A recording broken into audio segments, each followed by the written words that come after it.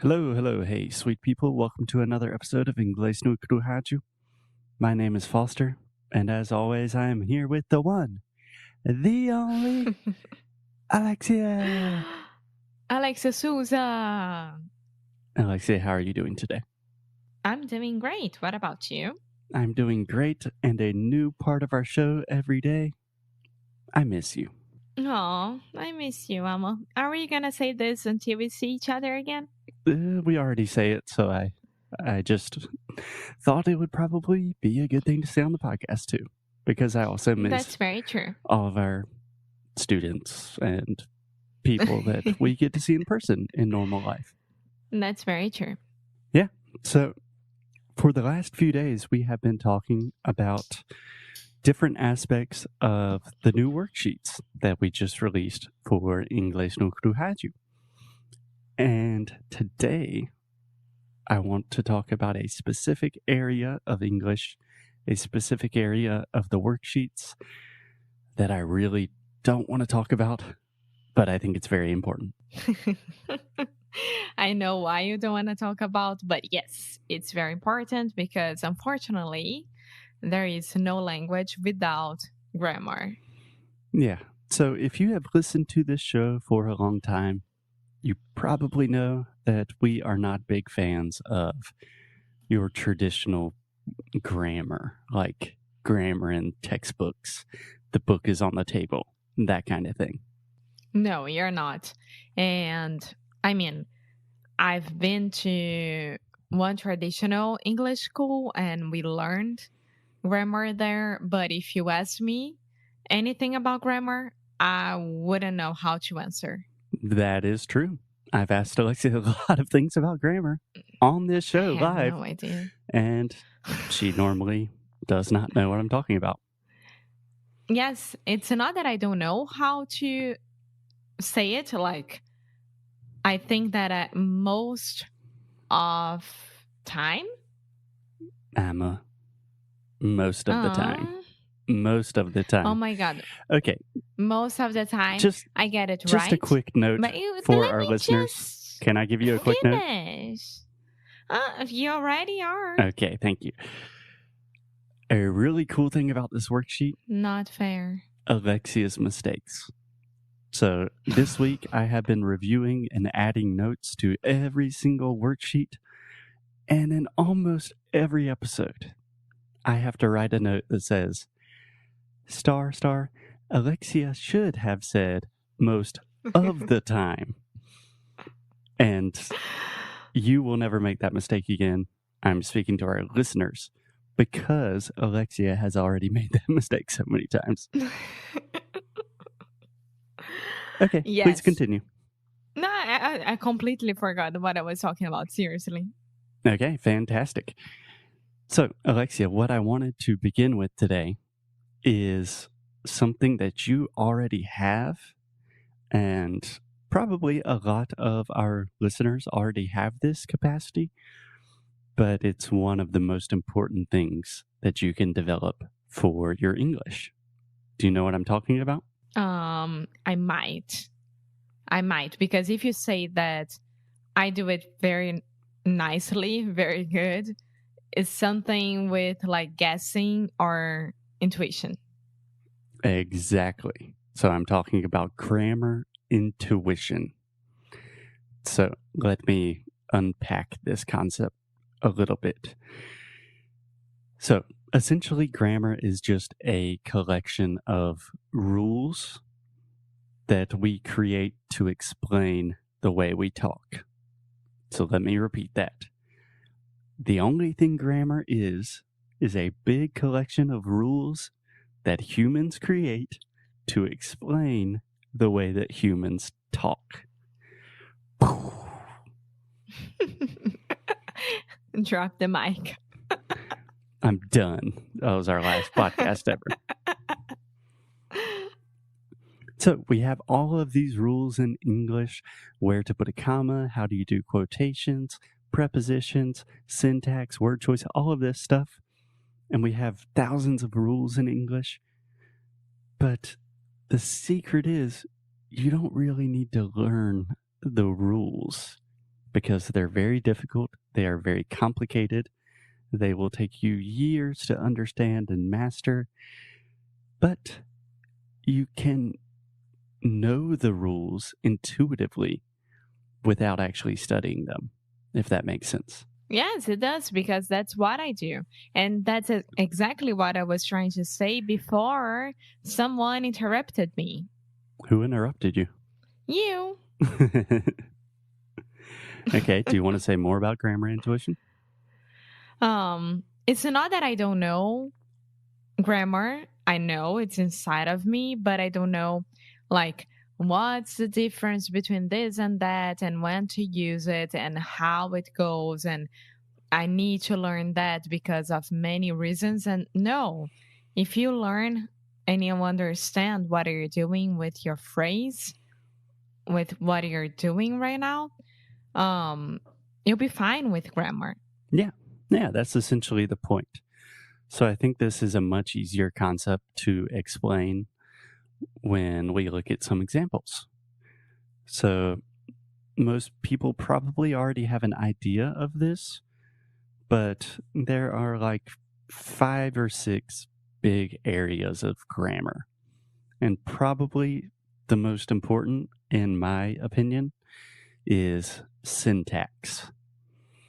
And most people are probably thinking, ai meu Deus, que é sintaxe? I know this word, but I don't know what it means. So syntax is just word order, the structure of phrases, right? Yeah, how you organize a phrase. Exactly. Exactly. So let's take a very simple example. You could say, Okay, so in English, we say, that's a yellow banana, right? Mm-hmm. We could explain exactly why we say, that's a yellow banana, and not, that's a banana yellow. We could talk about adjectives and modifying verbs, and where do you put an adjective in relation to a noun. But that's super complicated, it's really, really boring, and it's totally unnecessary. So, Alexia, tell me which phrase is correct. That's a yellow banana. Or, that's a banana yellow. The first one.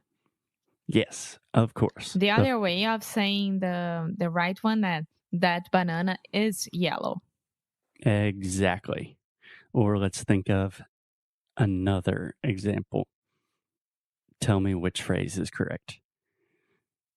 You has a cheeseburger.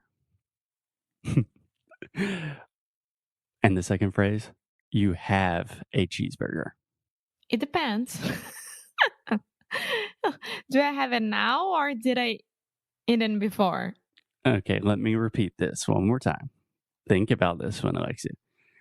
You has a cheeseburger. I understood you had. No. First phrase? No. Yeah. So the second one is correct. Yeah. So the first phrase, you has a cheeseburger. And the second phrase, you have a cheeseburger. Yeah, it's the second one. Yes. And again, we could talk about why the verb has is incorrect in this situation, but it takes a lot of explaining. It's boring. It's difficult. But you know these things intuitively. You know we say yellow banana and not banana yellow. You know that we say have a cheeseburger and not has a cheeseburger, right? Yeah. Well, I hope so. Yeah.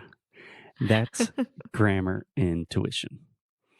You intuitively understand what is correct and what is incorrect.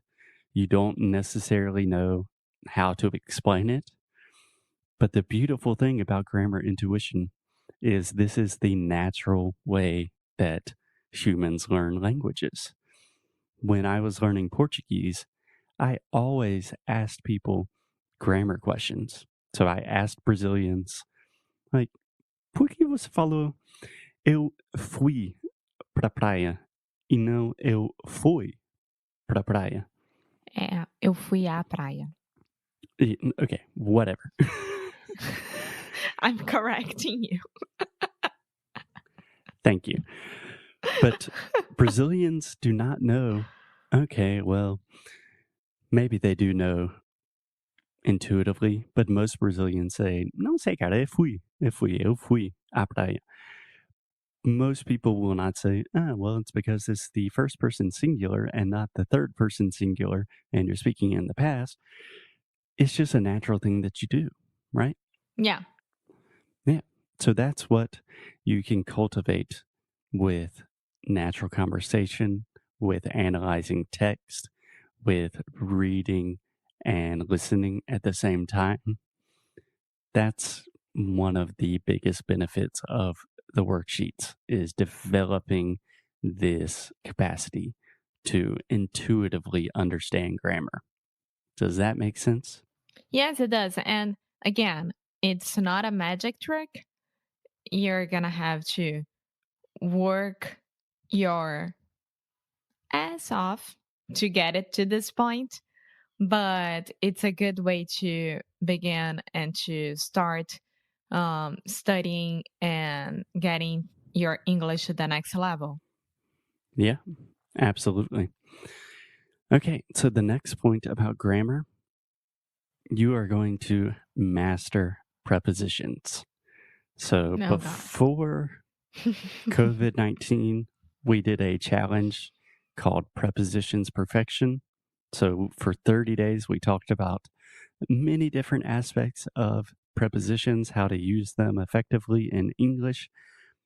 And the worksheets, that's essentially doing the Prepositions Perfection Challenge, either for the first time or again, because in every episode, I have to take a lot of notes saying, okay, we always say depends on in English. We always use the preposition on when we're talking about platforms.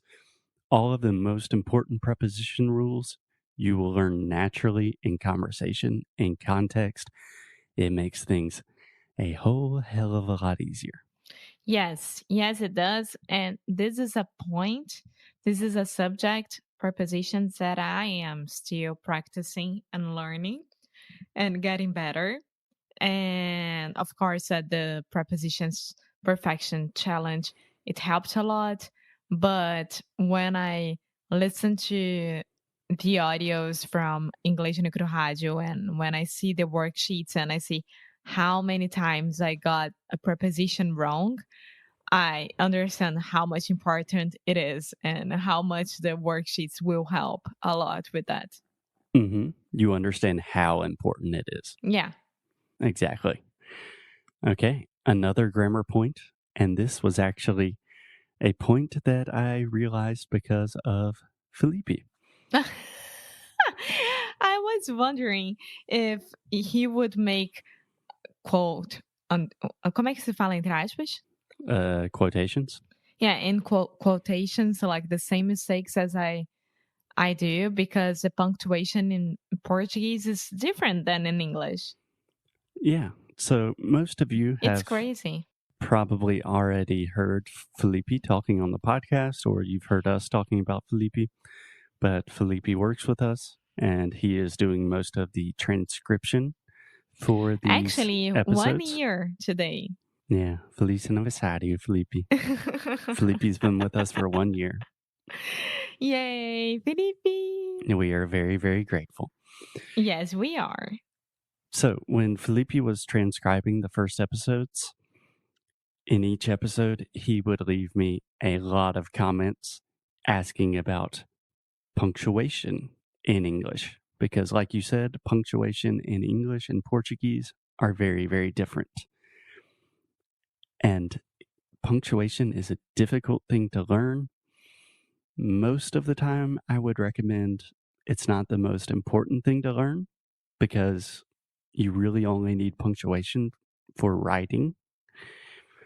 But this is an easy way to really improve your writing, to learn all of the rules of punctuation in English without really having to study them.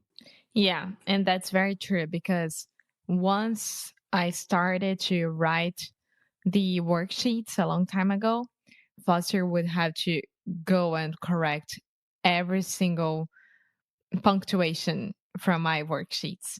And it was crazy. And then nowadays, I have to say that I got a lot better with the punctuation while I write an email or something like that. But I still have a lot of trouble because, I mean, in my mind, punctuation should be an international thing and not a different thing. Okay. Okay. We can debate that later. Okay, Alexia. So I had a lot of other points to talk about with grammar, but I think we've already covered a lot of material. So I just want to say I know that you have these questions. If you are listening to this show, you have questions about word order, about the structure of English, about syntax. I really know you have questions about prepositions. I know that you are not 100% sure about punctuation. If you want to learn all of these things to really be fluent in all of these different skills, but you don't want to sit down and study a book about punctuation every night before you go to sleep, the worksheets is probably the easiest, most fun, most economical way to do that. It's a whole package. Yes, it is literally a package of worksheets. So we really recommend that you check them out. I think they will be enormously helpful and useful for your English. And that's all I have for today, Alexia. Anything else you want to add? No, I'm as happy as you are. Beleza. Okay, so I'll talk to you on the next episode. See you guys tomorrow. Bye.